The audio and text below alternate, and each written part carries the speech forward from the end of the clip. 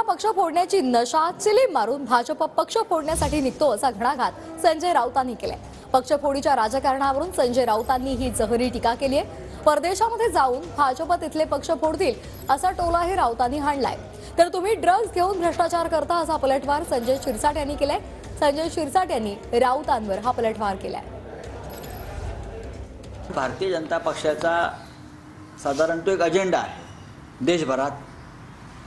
उद्या यातले काही लोक परदेशात जाऊन परदेशातले पक्षही फोडतील, कारण ते त्या नशेत धूत आहेत। पक्ष फोडण्याची एक चिलीम त्यांच्याकडे आहे, ते चिलीम मारून ते पक्ष फोडायला निघतात त्या धुंदीत आणि त्या नशेत। भाजप चिलीम मारून पक्ष फोडते आणि तुम्ही ड्रग्स घेऊन भ्रष्टाचार करता, हा त्यातला फरक आहे।